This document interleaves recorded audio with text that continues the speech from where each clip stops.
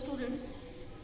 Yesterday we have seen some conceptual and numerical problems that was based on the chapter oscillations, and we are discussing one by one the conceptual numerical problems. As we have studied all the applications that are based on the simple harmonic oscillations, like simple pendulum oscillations in U2 and spring mass system, combinations of the springs. So there we have derived a number of formulas there. So with the based on that formula there can be a number of numerical problems also. So let's see them one by one and even solve that that I am discussing here. Like I am just discussing here the problems that are based on the simple pendulum first. After that I will discuss other problems. So this question is that what is the percentage change in time period if the length of simple pendulum increases by 3%? So if we are changing the length of simple pendulum by 3%, then what will be the change on the time period? So this is very simple problem. I think problem you have understood. So let's test it, and after that I will solve it. So as we know that the time period of simple pendulum that is given by under root 2 pi L by Z. Yeah? And if there is change in length that is given, so obviously with change in length time period will change. So first of all let's see what is the change in length here. So it is given that the length is changed by 3%. So suppose L is the length, and if 3% length that is changing, so the increased length that is now what will be L plus 3 by 100 into L. Clear? And after solving that we can obtain here 103 L upon 100. So this is now length. Suppose I am denoting it by capital L. With the change in length or the increased length that is 103 by 100, and the original length that was L. So now what is the percentage that is given? What is change in length? So we can say change in length that is given by delta L upon L. Clear? So what is the value here? Delta L upon L, that will be this L minus original length. So L minus original length upon original length. With the help of it we will be able to calculate what is the change in length here. So that is very easy, and that is already given to you. That is 3 by 100. 3% it is given that in the question. Already it is given. So delta L by L, it is given that 3% length that is changed, and that is 3 by 100.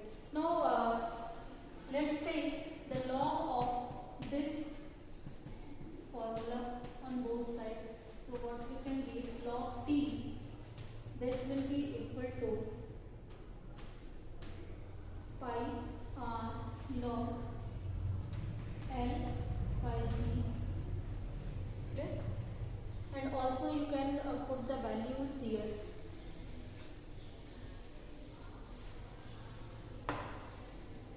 And now let's say, just differentiate it on both sides. So after differentiation what we can get, that will be 1 by T dt, that will be equal to pi, that is actually sorry guys, here log pi plus something that will be there.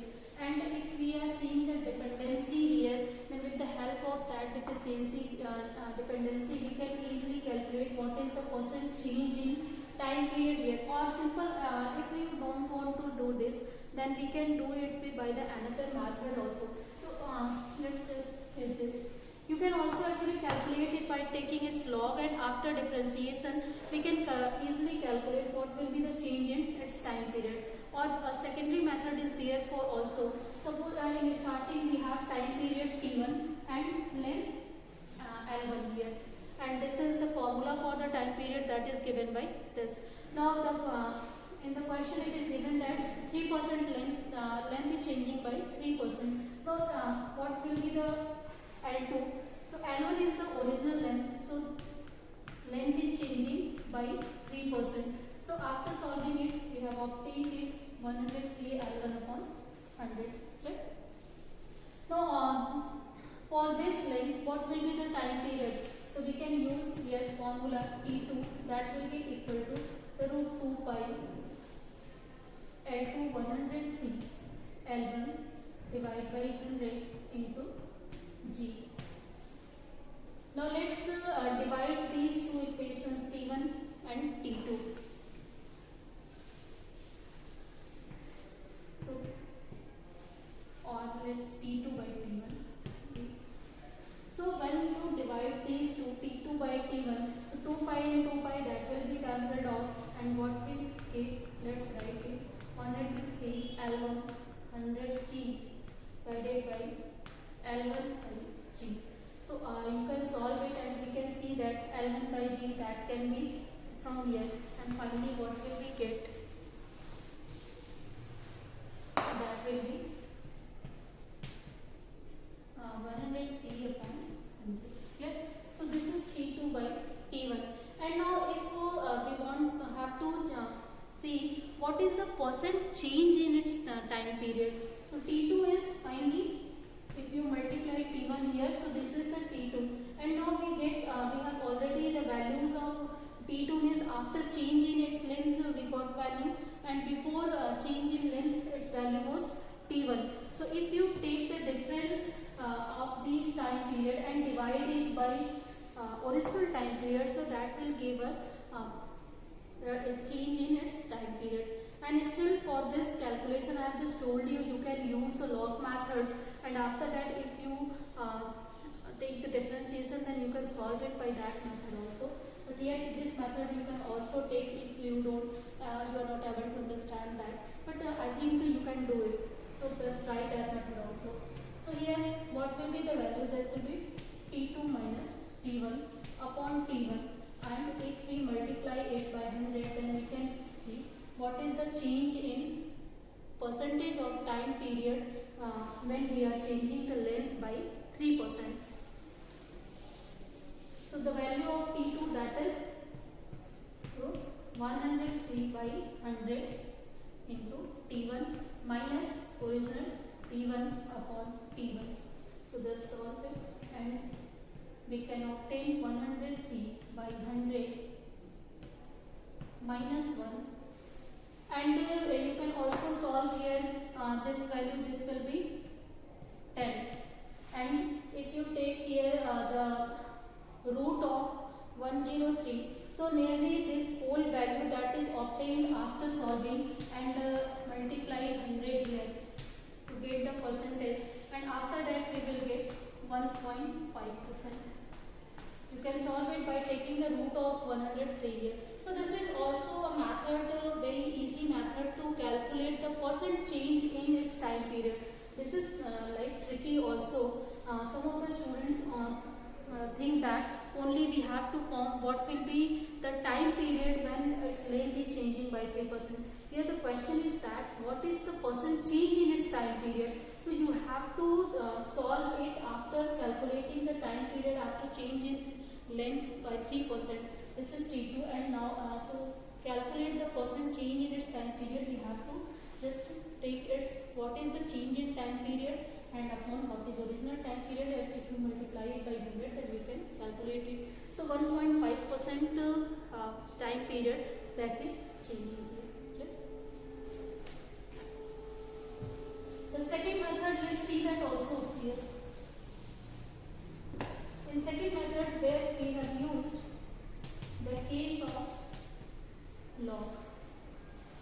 So if let's take its square here, so we can obtain here 4 pi square L by G. So in this equation, these all are constants.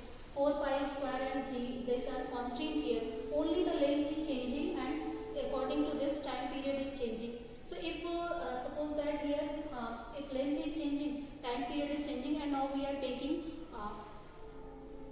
the differentiation of this. So I differentiate this with what we can get here, 2t delta t that will be equal to delta L. Okay.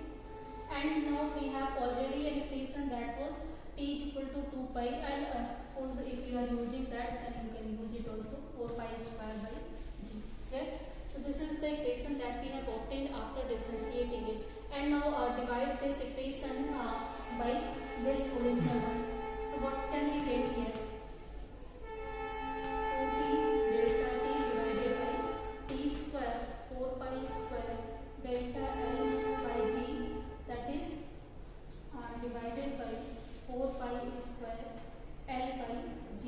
So this factor that will be cancelled out, and one of the t that will be cancelled out from here. So what can we get after solving it?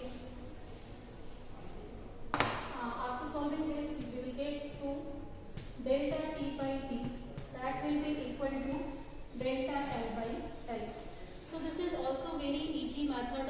If you take only the differentiation of this, with the help of it we will be able to see what is the change in its time period with the change in its length. And already we know this value, change in length upon R, that is given 3%. So this is 3 by 100. So delta t by t, this is change in time period in the percent also. So what is 3 by 100 on 2? And if you solve it, then we will get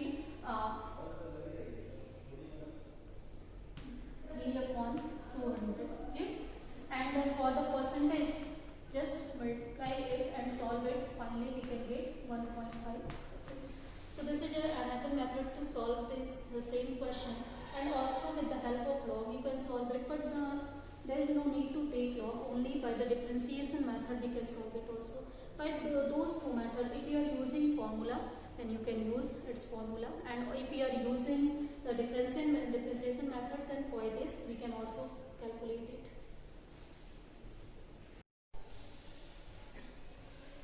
So the next numerical problem that we have to solve, that is also based on the simple pendulum.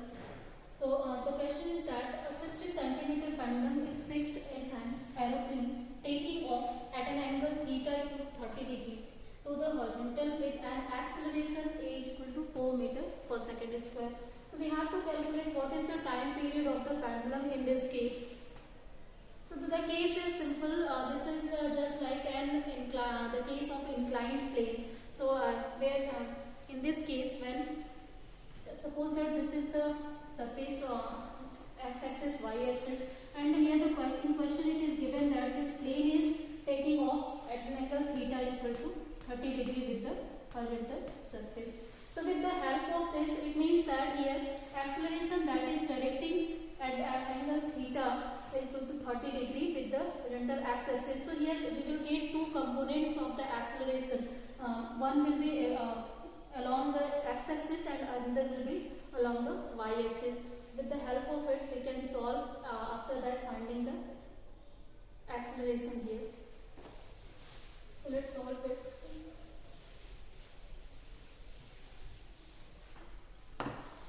So the factor that is given, that the length of a simple pendulum, that is 60 centimeter. So first of all, convert it into SI units, that is 0.6 meter here.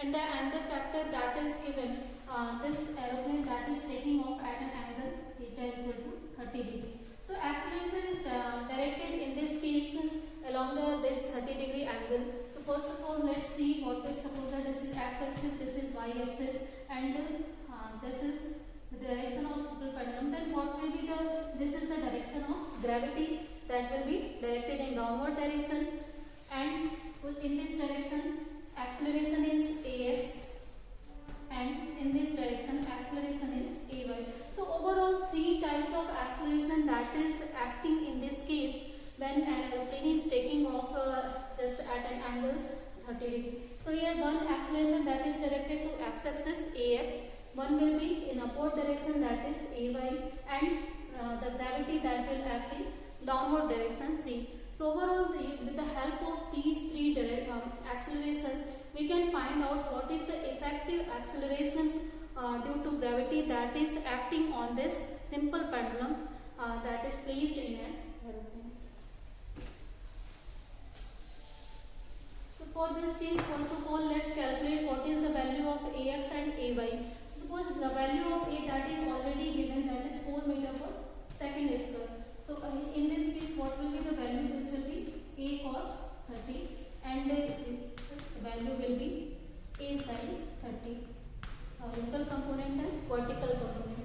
So Ax that will be A cos 30 on, so solving this will be root 3 by 2 into A, and value of A that is already given, its value is 4. So you can solve it and its value will be obtained just within 866 meter per second square. After putting the value of root 3, you can solve it very easily. And now let's calculate what is the value of Ay, that is A sin 30. And the value of sin 30, that is 1 by 2. So here A by 2 that is obtained. So we can obtain here 2 meter per second square with the help of it. Okay?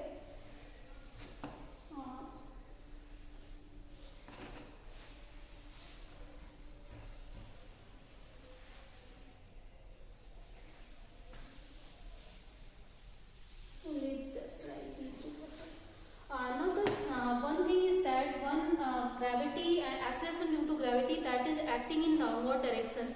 So overall you can take the whole system just like a lift that is going in upward direction.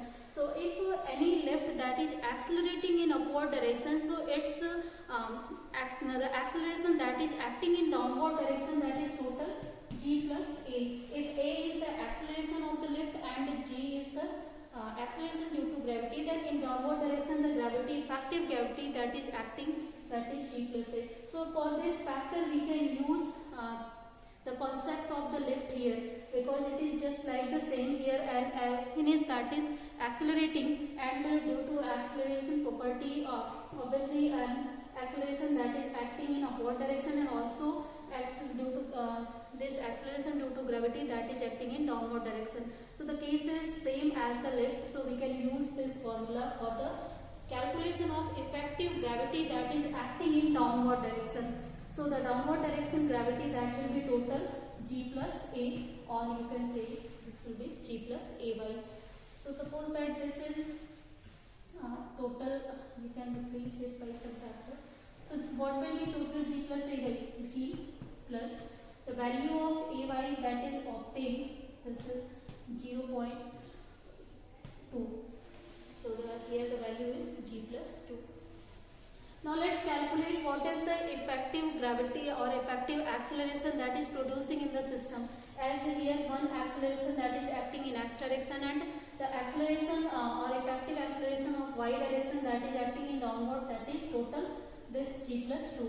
So you can solve it by the resultant methods. So suppose that g that is the gravity due to it. So what will be the total here? G square that will be equal to ax square plus g plus ay whole square. So with the help of this factor we can calculate what is the effective gravity that is acting on the system of aeroplane or a system of simple pendulum that is placed in the aeroplane. So first of all, let's summarize it what we have done. After that we will be able to solve the time period. So here in this case, as the angle of inclination with the origin, that is 30 degree. So obviously two factors, two components of acceleration that will act here.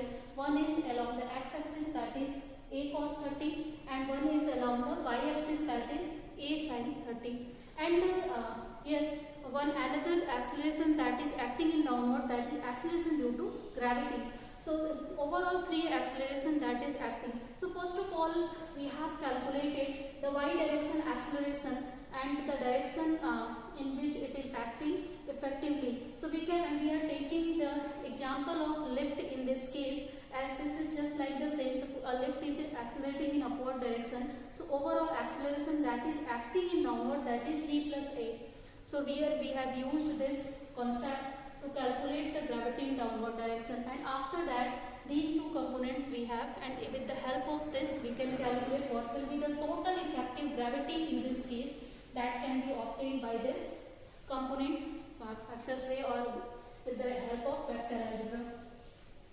So you can put the values of here, and after solving it, the values that are obtained 151.24 we can obtain this value.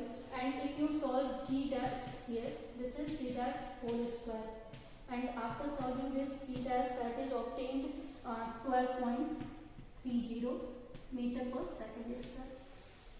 So now we have calculated what is the effective gravity that is acting, and length is already given here. The length is given, that is L is equal to 0.6 meter, and we have G, we have the value of L. Now we can calculate what will be the value of time period of simple pendulum. So the equation for time period, that is T equal to 2 pi L on root L by G.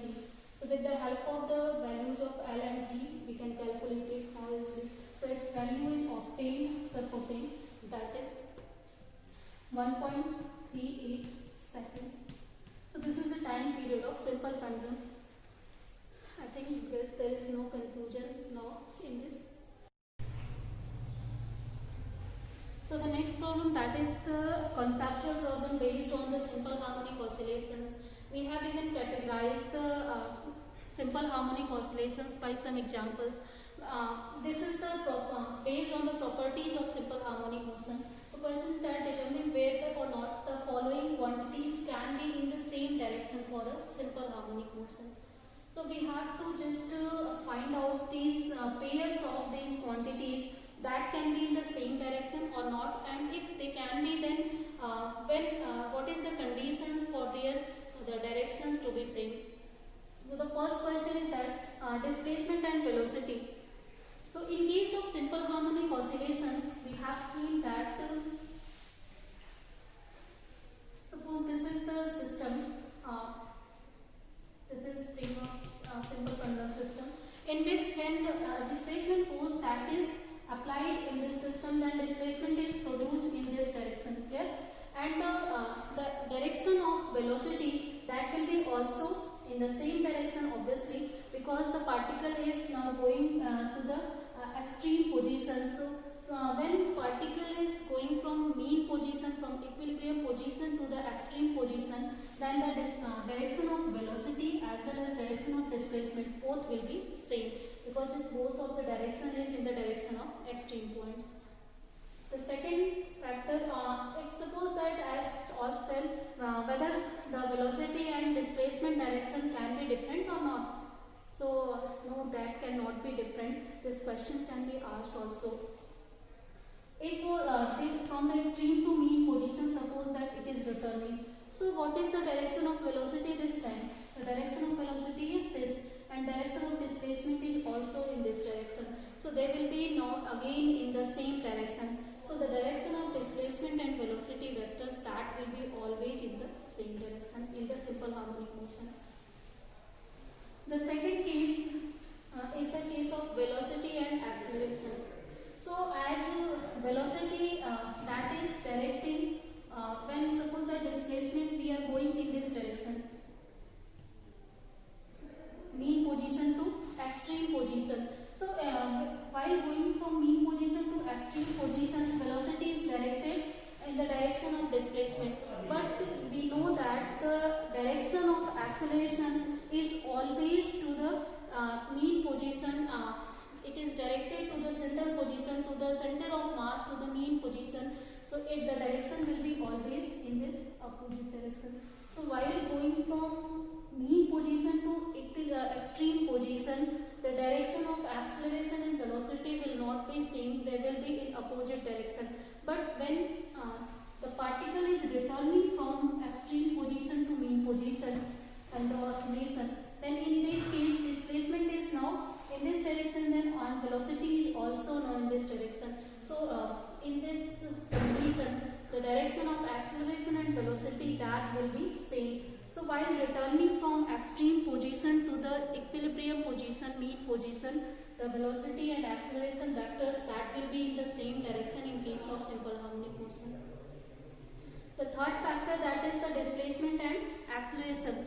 So as in this case we have seen that when a force that is applied to displace the particle in case of simple harmonic oscillation, then an acceleration is always directed in opposite direction.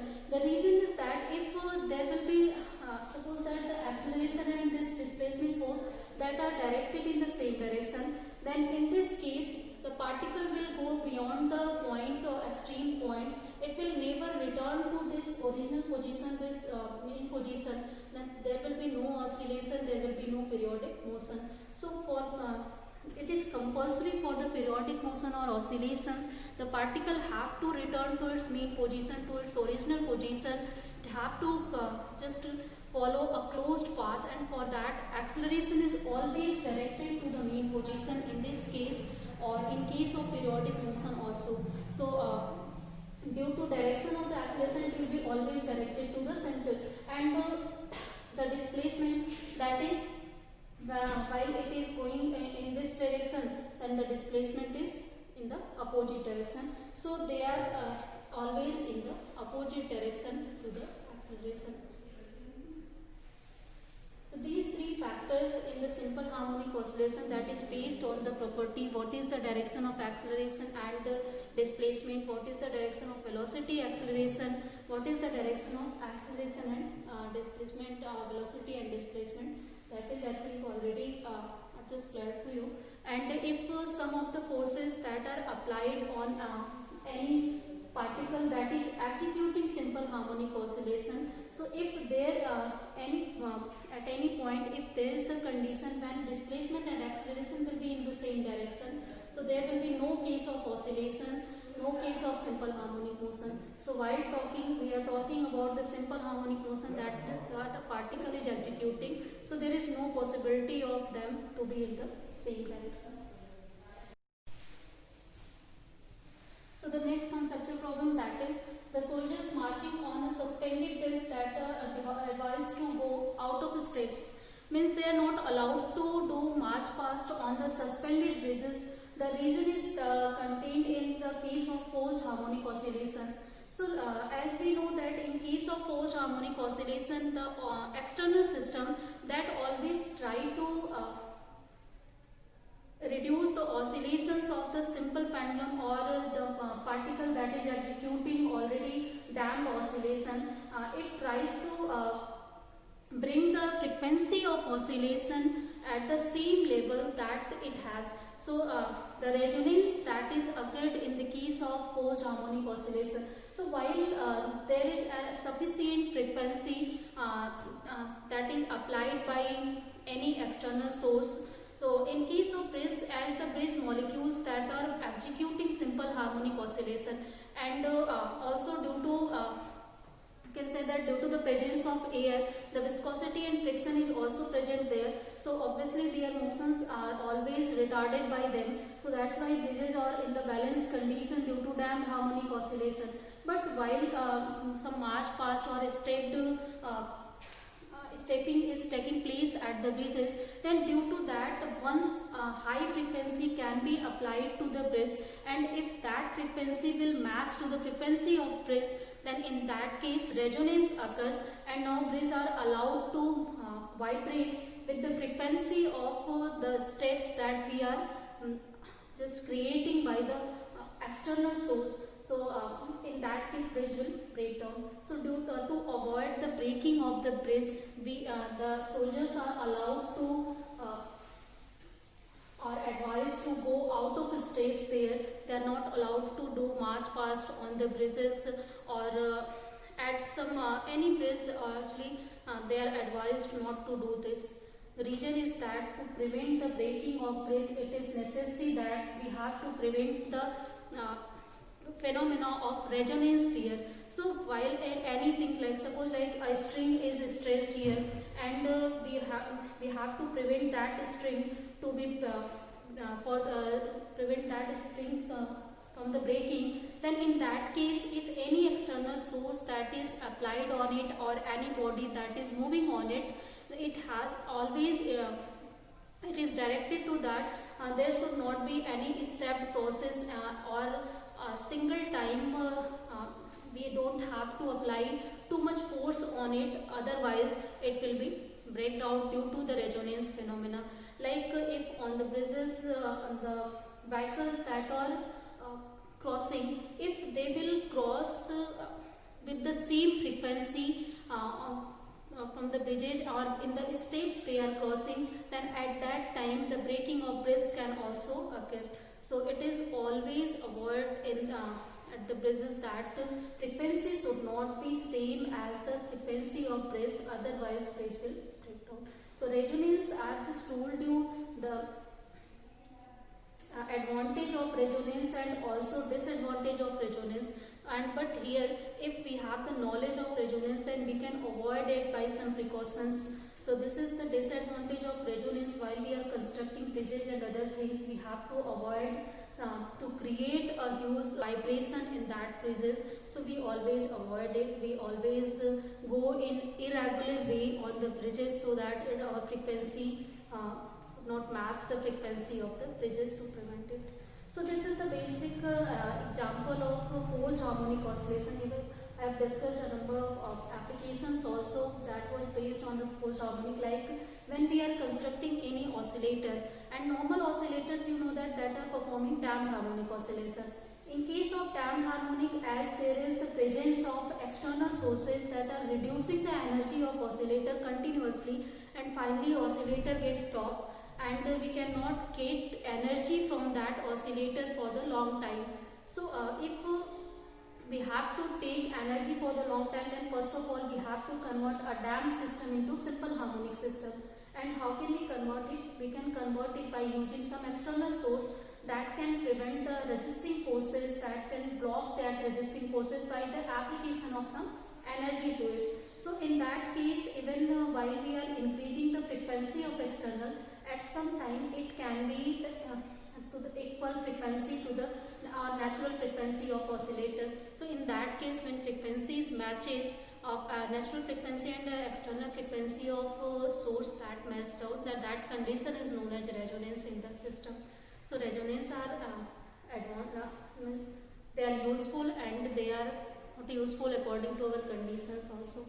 So these conceptual problems that we have discussed, that I think all clear to you. Even numerical problems that we have discussed, that is all clear to you. So in next classes we will see next chapter waves, and let's start that chapter from next day.